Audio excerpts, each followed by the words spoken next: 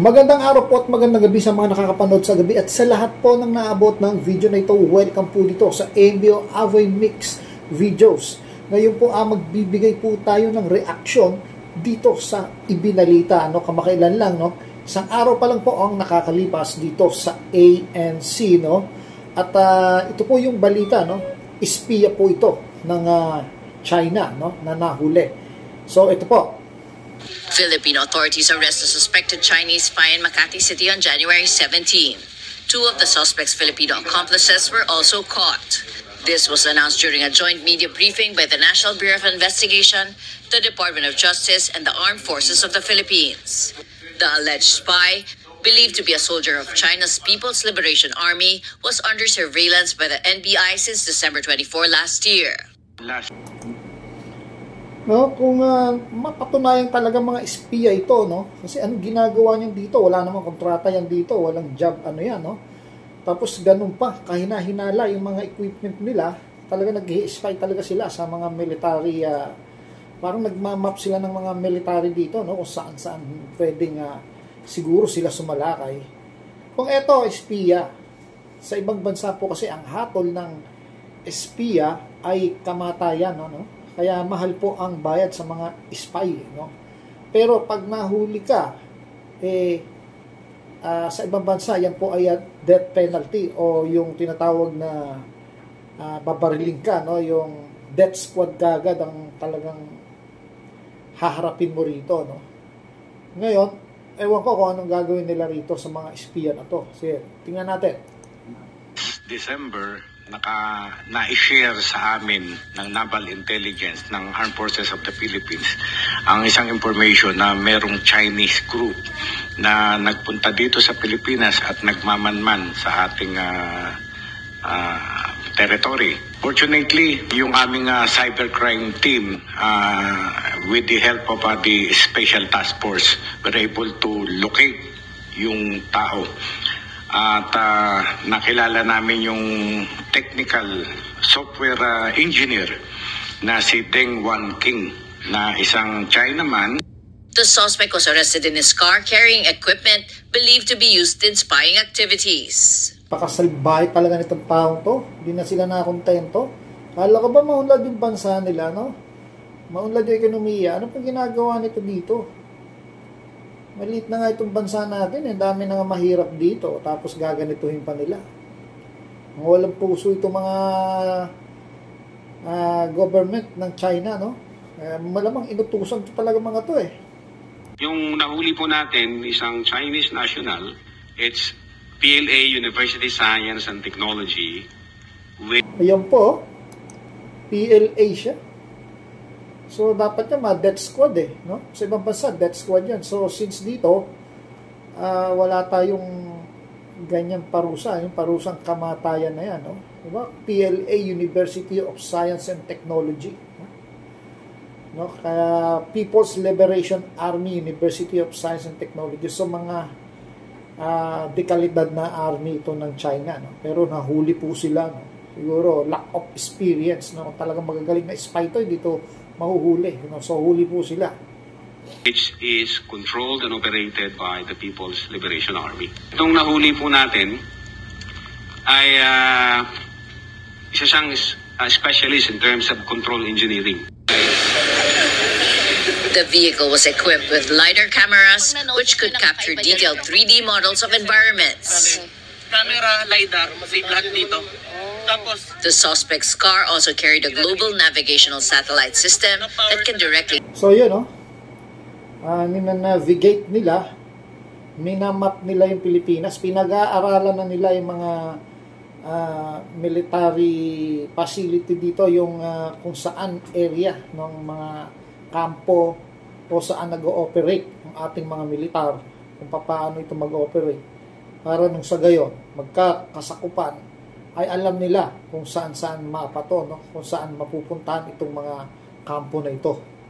Send information and data to other areas or countries. Investigators say the equipment can gather sensitive data.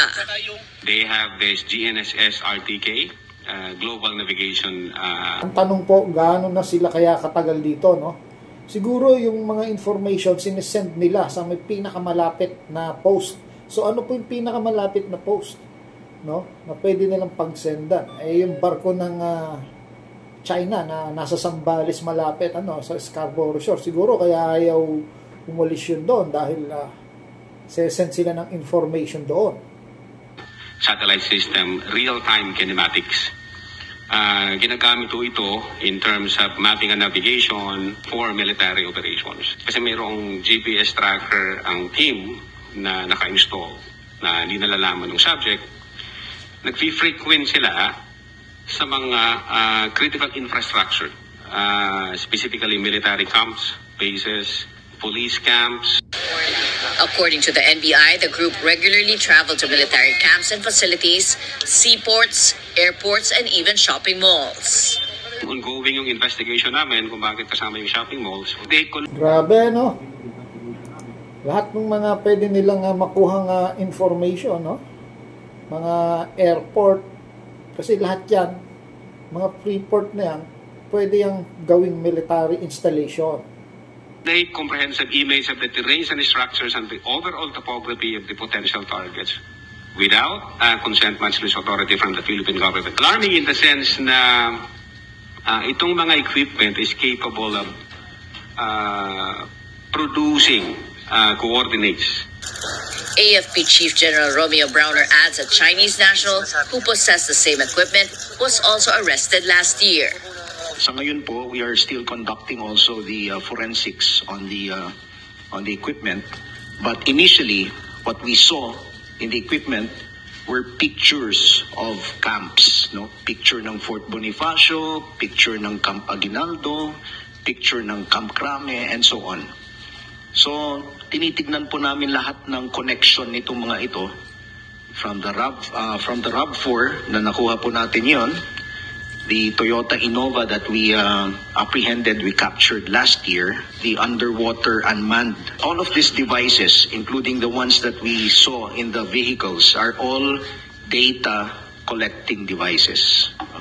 So, data collecting device, tapos, pag nakolekta nila, doon sa pinaka malapit na pwede nilang pagpasahan ay yung nakapost na barko doon ng Coast Guard. Di natin alam kung bakit ayaw niyang umalis doon, no? Parang may inaantay siyang magsasubmit sa kanya. So as to the purpose of this, tinitignan po natin. The two Filipinos arrested with a suspected Chinese spy have refused to comment. May kooperasyon ka ba dito o ano? The Chinese embassy has also yet to issue a statement on the arrest. Authorities are looking into whether these suspects are involved with other organizations or individuals who may be funding their illegal operations. We have an ongoing investigation right now. Ang tinitingnan namin, yung connection nito from different organizations. Specifically, nung nakita kasi namin yung cellphone, may mga deposit slips in the tune of 1.7, 12 billion weekly, 1.5 million, pinapadala sa iba't ibang. So, mukhang walang duda na mga espiya talaga to ni Xi Jinping, no? Napakasamang tao talaga yan ni Xi Jinping. Shell companies, tinitinan ho namin kung gaano kalaki itong organization na to. State-sponsored ba siya or organized crime group ba siya? This incident has prompted top AFP officials to beef up security in military camps and similar facilities. Browner adds they will also strictly vet individuals entering AFP installations and monitor areas around their sensitive outposts, including Enhanced Defense Cooperation Agreement or EDCA sites. So, yun po, no? Yan, mula po sa ANC yan, balitang yan. Ang pakiusap ko sa gobyerno, wag na po itong pakawalan pa, no? Kasi dapat nga death penalty po ang niyan yung sa mga espiya na ganyan, ng mga military spy. Pagka yan po nahuhuli, firing squad kagad ang ang parusa diyan, no? Lalo sa ibang bansa, sa Russia, sa ibang, ewan ko sa US ganyan, ano?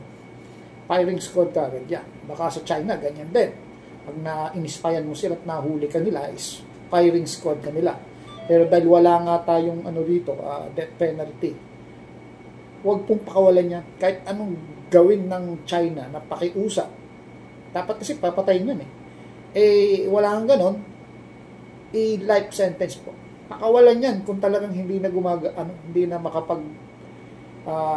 makapaggawa ng anumang kasamaan. Yung mga 80 years old na siguro pwede pakawalan, balikin sa kanilang bansa, huwag nang pabalikin pa rito. Yan lang ang pakiusap sa gobyerno, huwag na huwag pakakawalan ang mga spy na nahuhuli, kasi kahit sila ay dadalawang piraso lang, 3, pero pag na-accomplish nila yung trabaho nila, ay may malaking kalalagyan ng pagkatalo.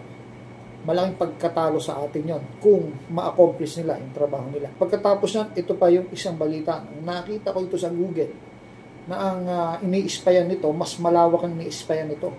Buong Southeast Asian nation, no? Mga military, minamap nila yung mga military installation dito sa buong Southeast Asian nation.